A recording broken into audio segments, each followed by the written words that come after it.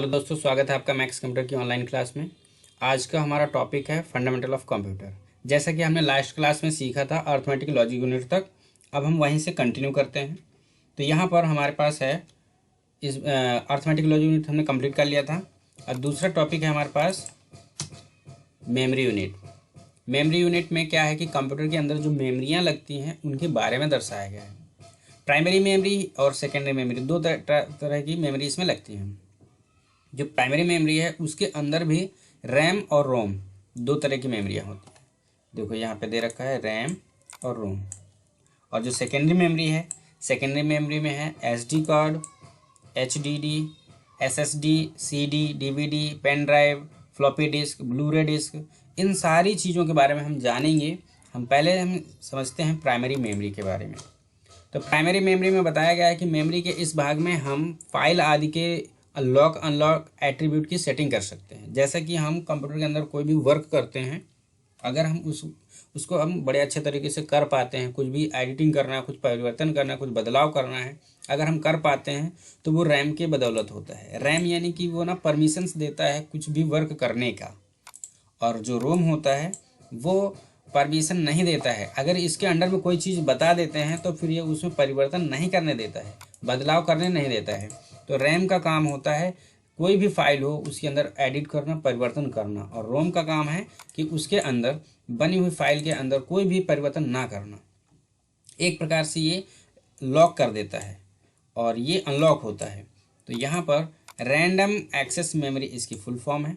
Random access memory यानी कि कभी भी कुछ भी कर सकते हैं, उसके अंदर एक्सेस कर सकते हैं। रीड ओनली मेमोरी का मतलब है कि इसको केवल आप देख सकते हो, समझ सकते हो, बस। इसमें कोई परिवर्तन नहीं किया जा सकता। तो हम अगले टॉपिक पे देखते हैं। यहाँ पे बताया गया रैम की, यहाँ पे कुछ फोटो दे रखी हैं, देख सकते हैं आप रैम कैसी अलग अलग मॉडल की होती हैं। यहाँ पर बताया गया है कि DDR1 की फुल फॉर्म होती है डबल डेटा रेट, यानी कि ये मॉडल दे रखे हैं DDR1, DDR2, DDR3, DDR4 ऐसे करके। ठीक है, तो यहाँ पे हम अगले उसमें चलते हैं। ROM, read only memory. Primary memory के इस भाग में हम बनी हुई फाइलों को केवल देख व पढ़ सकते हैं। मदरबोर्ड के अंदर ये हमारा चिपसेट सा जो दिख रहा है ये सारा लगा होता है उसके अंदर, और इसका काम होता है कि किसी भी फाइल में परिवर्तन ना करना, परिवर्तन ना होने देना, इसका काम है। मगर उस फाइल को स्टोर करने के लिए हमें सेकेंडरी मेमोरी में जाना पड़ता है। सेकेंडरी मेमोरी में यहाँ पे बताया गया है प्राइमरी मेमोरी में, यानी कि पहली जो मेमोरी थी उस मेमोरी के अंदर कोई भी फाइल बनाते हैं, बनाने के बाद उसे सेव करने के लिए या स्टोर करने के लिए हमें सेकेंडरी मेमोरी में जाना पड़ता है। यहाँ पे तो सेकेंडरी मेमोरी में जब जाते हैं तो उनमें से क्या क्या होता है उसको समझते हैं। यहाँ पर बताया गया है एसडी कार्ड। आपने इसको देखा ही होगा, एसडी कार्ड के बारे में समझते हैं। इसको क्या करते हैं, मोबाइल में भी ये यूज किया जा सकता है, लैपटॉप में, डेस्कटॉप में, कहीं भी इसका यूज कर सकते हैं। जैसे मोबाइल में तो डायरेक्ट यूज हो जाती है, पर डेस्कटॉप हो या लैपटॉप हो, इन पे डायरेक्ट यूज नहीं किया जा सकता है। इनके लिए अलग से एक कार्ड रीडर आता है, उसमें पहले इसे लगाएंगे फिर इसका यूज करेंगे। तो इसमें बताया गया है कि ये 4 GB से लेके 128 GB, अब तो और भी है इसमें GB बढ़ के अब मिलने लगी हैं, पर इनका यूज बहुत कम हो गया। क्योंकि मार्केट में मोबाइल खरीदने जाते हैं ना, तो मोबाइलों में ही इतनी ज़्यादा स्पेस आ जाता है कि इनका कोई यूज ही नहीं हो पाता है। तो इसलिए भी धीरे धीरे इनका फैशन ख़त्म होता जा रहा है, तो इनका यूज कम होता जा रहा है। अगला देखते हैं टॉपिक क्या है हमारा, पेन ड्राइव। पेन ड्राइव में यह एक इनपुट व आउटपुट डिवाइस होती है, यानी कि इसको हम लगा के निकाल सकते हैं या इसे लगा के फिक्स भी कर सकते हैं। तो ये इनपुट भी है, आउटपुट भी है। इस पे डाटा हम लेके किसी और जगह भी ट्रांसफ़र कर सकते हैं। और ये है एक एसडी कार्ड, यूएसबी टाइप की होती है।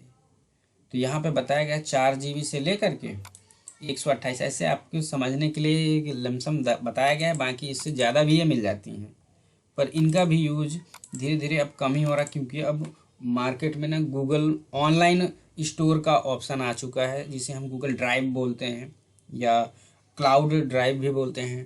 तो वो अलग अलग प्रकार के स्पेस हो चुके हैं, तो अब इनका भी यूजेस धीरे धीरे कम होता जा रहा है। फिर है हार्ड डिस्क। देखो ये नाम की होती है हार्ड डिस्क, बट इसमें वो कोई हार्डनेस नहीं होती है।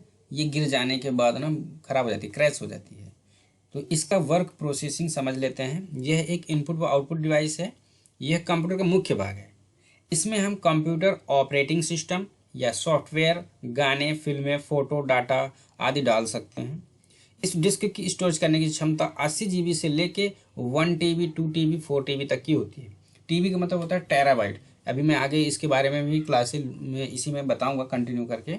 तो इसको थोड़ा सा समझ लेते हैं ये वर्क कैसे करता है। तो यहाँ पे आपको जो सीडी की तरह दिख रहा है ना गोल सा, यहाँ पे डाटा स्टोर करने के लिए होता है। जैसे मान लो हमारी एक कोई फाइल है जो कि यहाँ पे सेव है यहाँ पे, और जब हम कभी उस फाइल को ढूंढते हैं तो ये जो दिख रहा है ना आपको, ये येलो कलर का, ये यहाँ से ये कुछ अलग डिफरेंट दिख रहा है। ये इस भाग का काम होता है किसी भी डाटा को समझना, जांचना। जैसे मान लो मैं कोई फाइल है राहुल के नाम से, उस फाइल को हमने यहाँ पर एक फाइल यहाँ राहुल के नाम से, एक यहाँ पे, एक यहाँ पे। अब मुझे वो फाइल को चाहिए, मतलब मैं सर्च कर रहा हूँ कि जितनी भी राहुल की फाइलें हों आ जाए। तो अब ये क्या होगा कि ये CDC जो दिख रहे हैं ना, ये घूमती है। ये घूमते घूमते घूमते घूमते जब डाटा, जैसे ये जो यहाँ पे राहुल वाला डाटा था ना, ये यहाँ से धीरे धीरे धीरे धीरे धीरे करके जब रीडर के पास आएगा, यहाँ पे इसे रीडर बोलते हैं, तो यहाँ पर आएगा तब ये समझ पाएगा अच्छा एक डाटा और मिल गया। तो ये उठा के दे देता है, हमें डिस्प्ले करा देता है मॉनिटर पे कि एक डाटा मिल गया। अब जब दूसरा डाटा धीरे धीरे घूमते घूमते इसके पास आएगा, जब ये देखेगा तो तब उसको भी दे देगा। तो इसमें ना मतलब कि वर्क प्रोसेसिंग इसकी स्लो है। इसमें बताया गया है कि इस मार्केट में इसी तरह की एक हार्ड डिस्क है, और जिसे हम बोलते हैं SSD, सॉलिड स्टेट ड्राइव, और ये है हार्ड डिस्क ड्राइव। तो हार्ड डिस्क ड्राइव की प्रोसेसिंग जो है स्लो है, SSD की फास्ट है। देखते हैं थोड़ा सा आगे, यहाँ पर दोनों में फ़र्क बताया गया। मैंने जैसा कि बताया कि यहाँ पर कोई भी डाटा होता है, उस डाटा को ये ढूंढने में जब तक ये समझेगा तभी जाके रिजल्ट मिल पाएगा। पर यहाँ पर बहुत सारे जो चिपसेट्स के तरह दिख रहे हैं ना, इन पर डाटा होता है। इसमें SSD में क्या होता है कि कमांड दिया, ये इसको पता होता है डाटा कहाँ है, बस उठा के बस दे देता है। ये डाटा उठा के दे देता है, और इसमें डाटा को उठाने मतलब कि डाटा को रीड करने में इसमें टाइम लगता है। तो जब ये इसको समझ में आएगा, रीड करते समय जब इसे मिलेगी वो फाइल, तभी ये उसको उठा के दिखा पाएगा। ठीक है, तो इन दोनों में ये फ़र्क था। अब यहाँ पे हमारे पास है external hard disk. External hard disk का काम क्या है कि इसमें जब कभी हमारे सिस्टम पे या लैपटॉप पे स्टोरेज फुल हो जाती है तो हम इसे अलग से यूज कर सकते हैं। इसे हम USB टाइप में आती है और हम इसे अलग से यूज कर सकते हैं। चलते हैं अगले टॉपिक में। फिर है CD। इसकी फुल फॉर्म होती है कॉम्पैक्ट डिस्क। कॉम्पैक्ट डिस्क, ये CD जो है, जैसे कि यहाँ पर बताया गया है CD और DVD।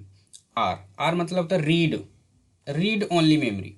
यानी कंप्यूटर में हम इसमें CD वगैरह जब लगाते हैं तो CD का काम होता है कि उसके अंदर जो भी डाटा होता है उसको वो शो कराता है। और ये हमारे पास एक DVD राइटर है, इसमें लगा के हम देख सकते हैं। जैसे कोई वीडियो या कोई गाना है, फिल्म है, तो इसके अंदर है तो वो हम इसमें लगाएंगे और देख सकते हैं।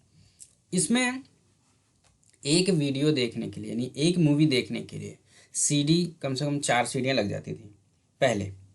अब क्या है कि इसकी स्टोरेज करने की क्षमता जो है बढ़ गई है, यानी कि अब DVD आ गई मार्केट में।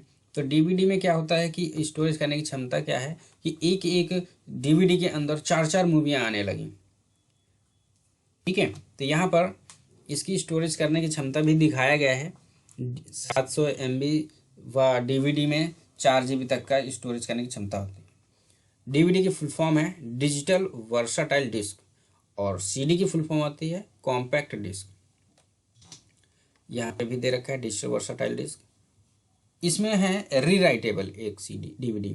रीराइटेबल का मतलब होता है रीराइटेबल में यहाँ पर कोई भी डाटा हो और हम उसे रीड के साथ साथ उसमें कुछ परिवर्तन भी कर सकते हैं। ये मार्केट में ब्लैंक भी मिलती है, ला के आप अपना डाटा इसमें स्टोर करके रख सकते हैं। ठीक है, अगले टॉपिक को देखते हैं। Blu-ray disc. ब्लूरे डिस्क में क्या होता है कि इसके अंदर जो डाटा होता है, डाटा स्टोर करने के लिए कम से कम 25 GB तक का डाटा हम इसमें स्टोर कर सकते हैं। और ये डिस्क जो है सिंगल लेयर और डबल लेयर में आती है। डबल लेयर का मतलब होता है कि जो ये ब्लू कलर का कलर दिख रहा है ये हो गया एक लेयर, और इसके बैक साइड में हो गया डबल लेयर। मतलब ये इधर भी डाटा उधर भी डाटा। जैसे हम कोई CD है या DVD या ब्लूरे की बात कर लेते हैं, ये कोई डाटा है, डाटा देखने के बाद हम उसे दोबारा से निकाल के पलट करके लगाते हैं अगर, तो उसे हम डबल लेयर बोलते हैं। यानी कि एक तरफ 25 GB और दूसरी तरफ भी 25 GB, यानी टोटल हमारे पास इसमें 50 GB तक का डाटा हम रख सकते हैं। ब्लू रे डिस्क में। और इसका यूजेस मार्केट में कम होता है क्योंकि ये बहुत महंगी भी आती है, और इसका यूज साइबर उसमें हो जाता है। जैसे कि हम बात कर लें जैसे आर्मी की, और उसमें क्या बोलते हैं, चलो हमारे पास ब्लू रे डिस्क थी, इसका स्टोरेज करने के लिए मैं ये बताया। और इसका यूजेस मैं समझा रहा था कि कहाँ कहाँ हो सकते हैं, आर्मी में, सर्विलेंस सेंटर में, ऐसी जगहों पे यूज कर सकते हैं इसका। अगला टॉपिक है हमारा फ्लॉपी डिस्क। फ्लॉपी डिस्क क्या है, आमतौर पर इसका यूज अब ख़त्म ही हो गया है, अब ये यूज में नहीं है। फिर भी इसमें मैंने दिखाया ताकि आप लोगों को पता हो कि फ्लॉपी डिस्क भी कोई चीज़ होती है, जो कि इसमें स्टोर करने की क्षमता 1.44 MB होती थी। तो इसलिए अब इसका यूज नहीं होता है। अब हम कंट्रोल यूनिट की बात करते हैं। तो अभी हमारे पास टाइम कम होते हुए हम बात करते हैं कि इसके अगले टॉपिक को हम समझेंगे अगली क्लास में। तो मिलते हैं हम अगली क्लास में। Okay, thank you.